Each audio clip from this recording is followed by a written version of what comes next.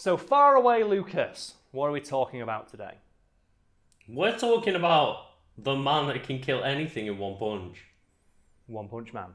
So Lucas, as you often do, would you like to let the lovely audience at home know what the topic of today's Wikipedia weekend conversation is about?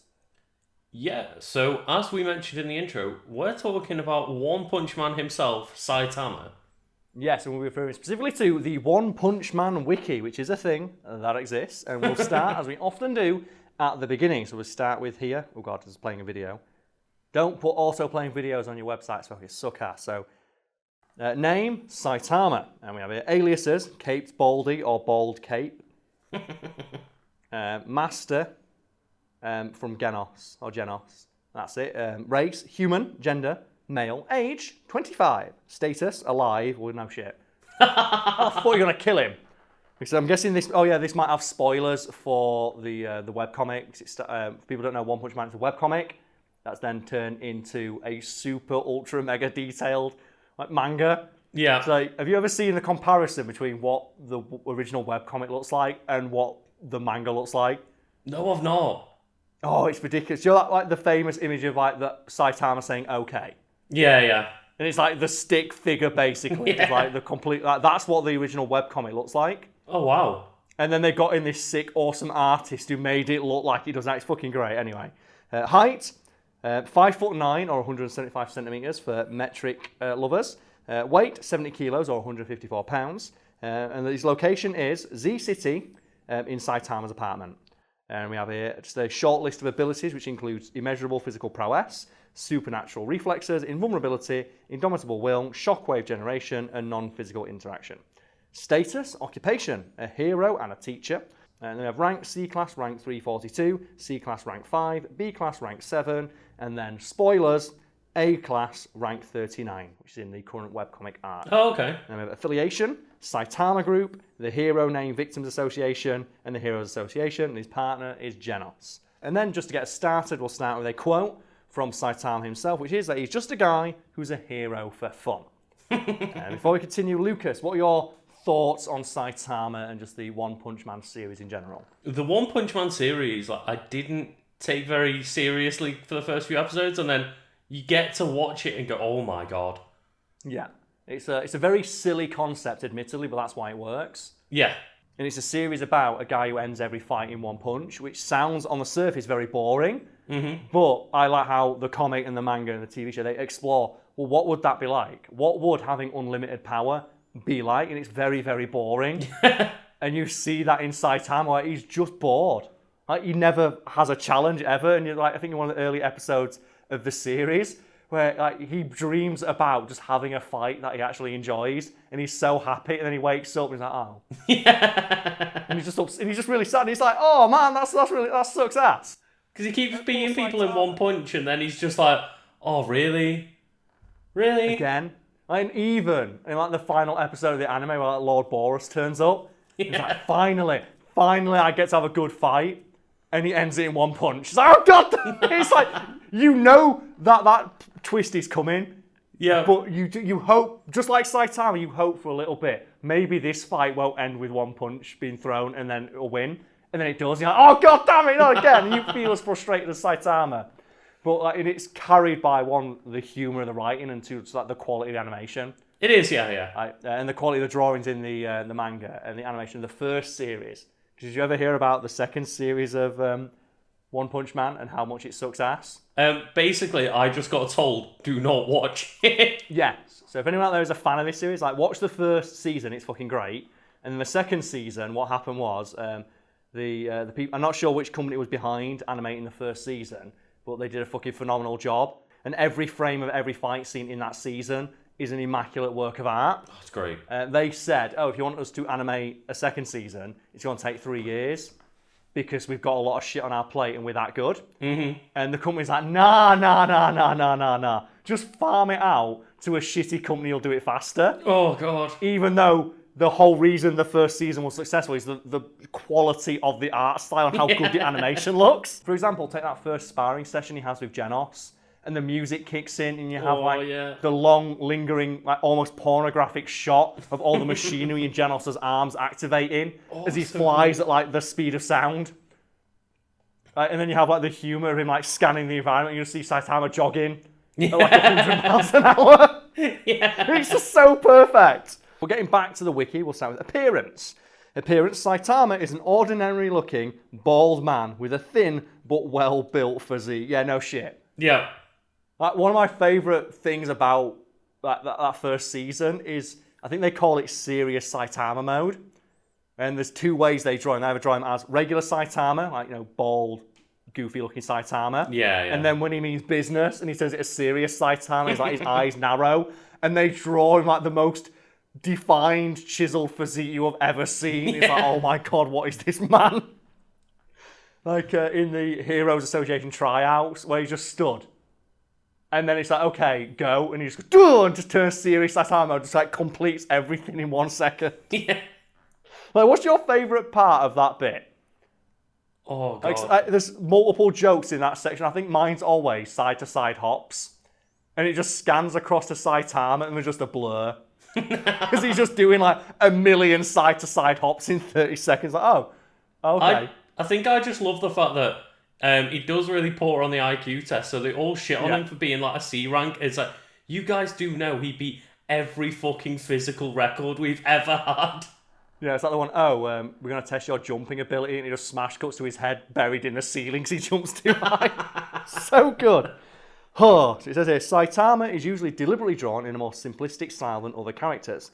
Similar to the style of the original webcomic, with an elliptical head and simple facial features. When drawn in a more serious style, Saitama is revealed to have sharp facial features, fearsome eyes, and a chiseled, muscular physique. His posture changes as well, with a slack posture and sloping shoulders when lax, and a straightened posture and more square shoulders when serious.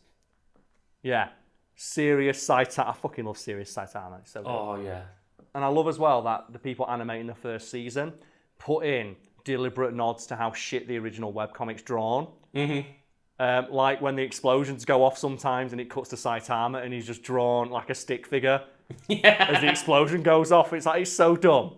I love it. Oh, God. Personality. Saitama is an indifferent person. Even the mightiest foes pose no challenge to him, so he does not take his hero work seriously. He goes through everything with little to no effort and yearns for an opportunity that can provide him with a real challenge. This lack of worthy opponents has caused Saitama to suffer from a self-imposed existential crisis, and he claims that his inability to feel any and all emotions has dulled considerably. Oh, no. The combination of his attitude, unstoppable power, and unimpressive appearance often causes battles to become anti-climactic. Saitama will usually allow his opponents to rant about their motives and power up to their strongest forms before obliterating them with a single punch. Yeah, that's pretty much, you know what, that's the plot of the show. That's the plot of the show right fucking there. It's so good. And it sounds so stupid, but it's done so well for the idea. And it never stops being good because the quality of the animation, like, people out there who maybe not have seen the show thinking, like, how can a show where the main character beats everyone in a single punch be so good? It's like, you're not seeing how immaculately animated that single punch is. Yeah. Like, fuck it, because like you can't really spoil this show. Because like, again, the spoiler is in the name of the show. Yeah. The very final fight of season 1 against Lord Boros, where Lord Boros does, what is it, like the universe raw galactic cannon? Something stupid like that. You have like a solid 20 seconds of him charging up this final flash-looking ultimate attack, and Saitama just does one punch. But it splits the atmosphere of the entire planet in half. You're like, oh my god, what? Saitama, no! No! And Lucas, did you ever see the game they made about One Punch Man? The only thing I even heard about it was you talking about the game. Okay, so if people don't know, there is a game of One Punch Man, a fighting game. One Punch Man, a hero nobody knows. And it's not great. It's very cheaply made, but the one gimmick that I really like about it is that they put Saitama in it.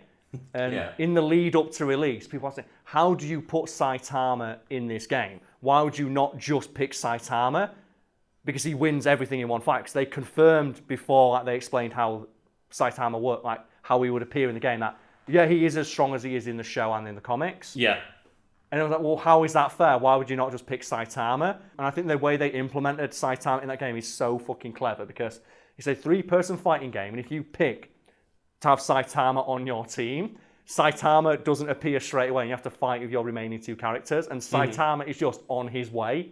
And in the bottom of the screen, throughout the entire match, is just a timer saying Saitama is on his way. And it's just a little shot throughout the entire match of him just jogging towards the fight. And if he turns up, you win. So your opponent has to beat you before the time's up when Saitama arrives. And if they can't, they lose because Saitama rocks up. And if they can beat you down hard enough, it puts the timer off. But it's really like, as the Saitama gets closer, just like a warning appears, Saitama is approaching. You have to win now. It's just the idea, though, that, like, just a constant reminder at the bottom of the screen, Saitama's coming, you better win now, because if he does, he's going to knock you out.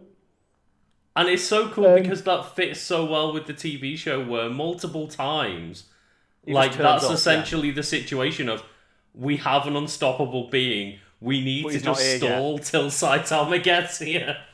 And the best thing is, like I said, the game is terrible, but there is a story mode in it. Again, it's not great, but you make your own hero. And do you want to take a guess, Lucas, at who the optional super boss is of One Punch Man, a hero nobody knows? Is it Saitama? It's Saitama, yes. And do you want to guess what happens when you complete the game 100% and unlock Saitama as the optional super boss?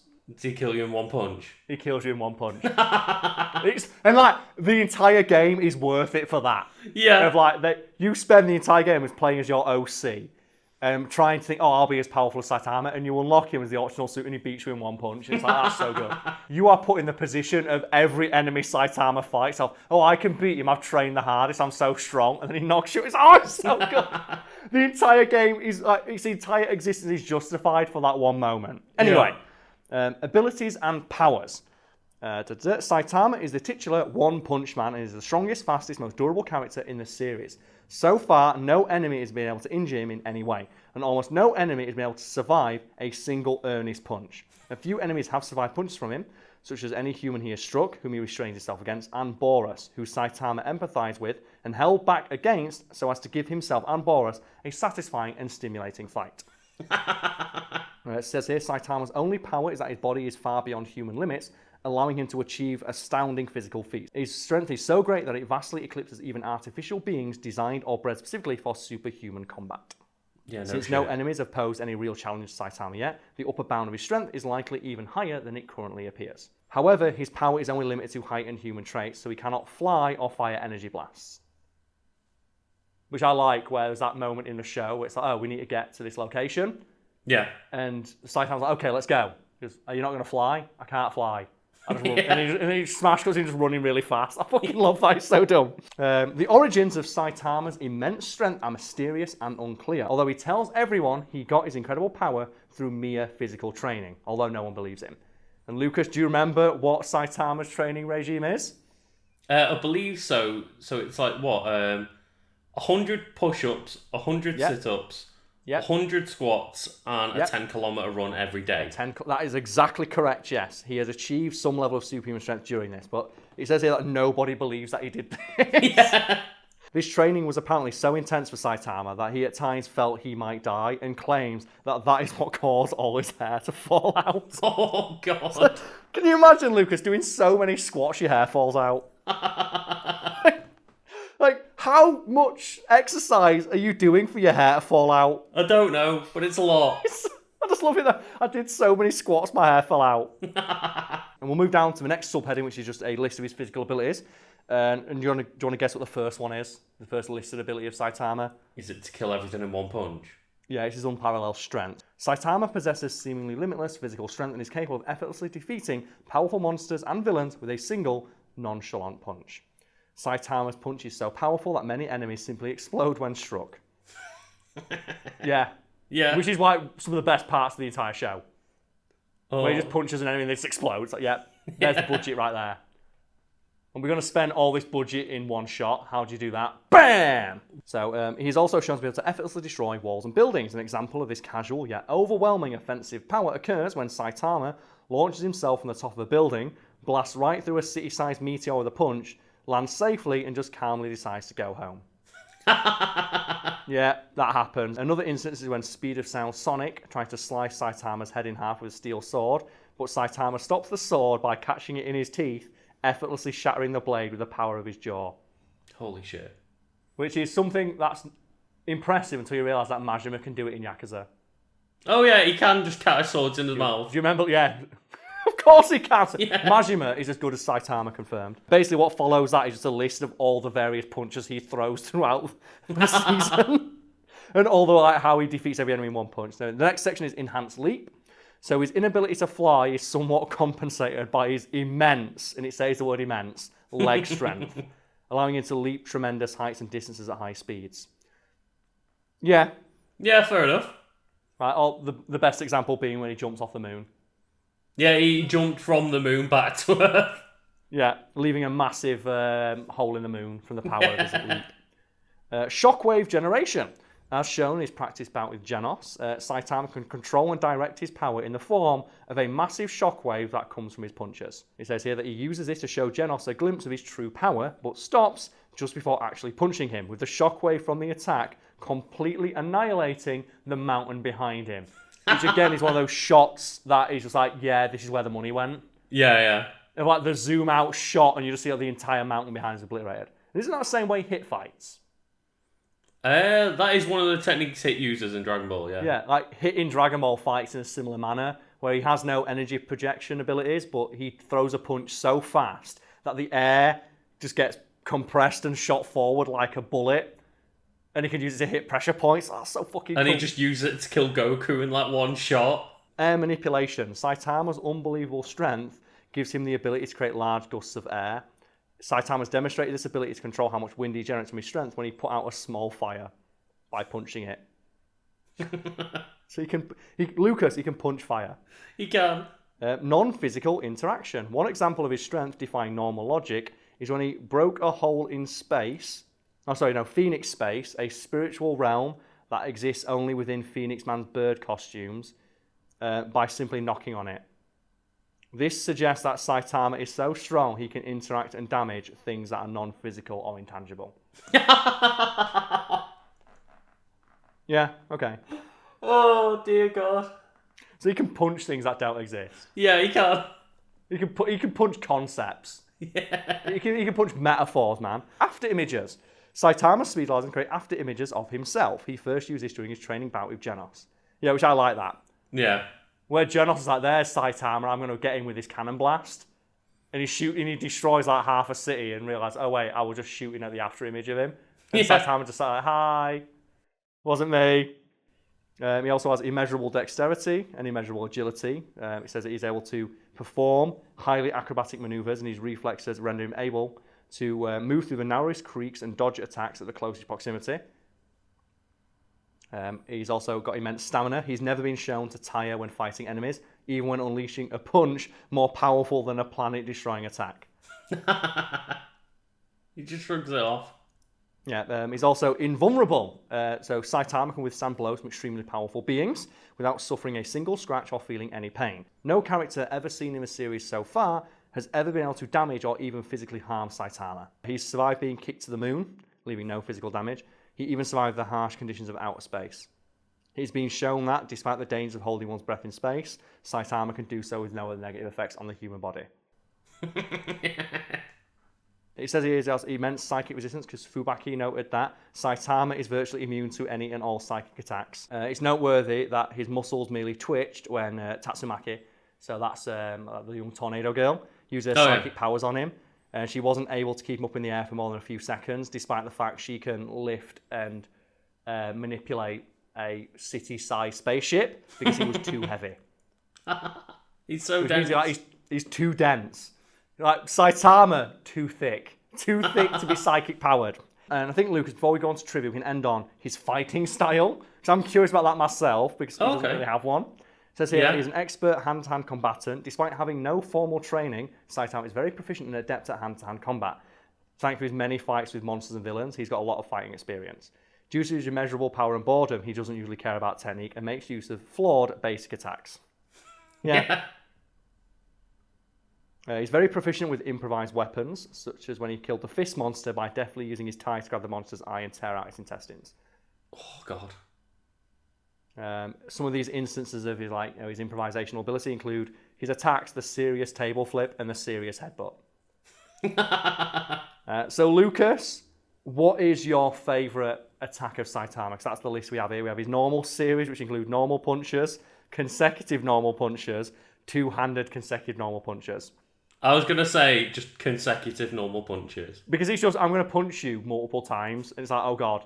A character called One Punch Man, punch you multiple times, you know shit's getting real. Yeah. And then we have like his serious moves, which include the serious punch. And I think I want to read the description of this in its entirety because it's fucking amazing. Okay. Serious punch. Saitama throws an extremely powerful punch. The full extent of this attack is unknown, as it has never directly hit an opponent. It was so powerful that it completely negated Boros's, and this is the attack's name, I shit you not, collapsing star roaring cannon, a beam capable of wiping out an entire planet. The shockwave from the punch alone was powerful enough to part the clouds on a global scale. What? It's so dumb. What? It's amazing. And to end on, as we often do, Lucas, would you like to hear some trivia about One Punch Man? Hell yeah. Okay, so we have Saitama is ranked first in character popularity polls for the manga. However, young Saitama is ranked 10th. Oh, young Saitama. Like, that means as well, by training, he got to the top. He's number 1 in popularity and strength, just by training. Saitama's favourite food is hot pot. Okay. According to Genos, Saitama's true potential does not lie within his appearance, but rather the way he did his best on training himself to become a true hero, which caused him to receive super strength. Due to his unimpressive appearance, many enemies and allies tend to think that he is weak at first glance. Only Kanji, Kabuto, Boros, and Orochi have sensed Saitama's true power. I think you get that with Boros, don't you? He's like, oh shit. Like, you just, oh god, no. As shown on some occasions, Saitama is quite stingy with money, and he often tries to obtain food via unconventional means, like hunting in a forest. Saitama still performs his workout routine. You gotta keep it up, man. So he can punch hard enough to destroy a planet, but he still does his 100 press-ups, 100 sit-ups, and 100 squats every day. Like, even Saitama, the most powerful being on the planet, understands that you've got to maintain. Yeah. Physical fitness is about maintaining, not about gaining. Saitama's hair continues to grow everywhere else on his body except his head. Wait, really? Yeah. Saitama owns a cactus. The hidden meaning behind the cactus is that it remains unchanged no matter how it's taken care of. So he owns a secret special cactus, and that's the last bit of trivia. That Saitama has a special cactus. And you know what? I think Saitama's special cactus is a good place to end this, Lucas. Don't you? Yeah. Saitama's special cactus.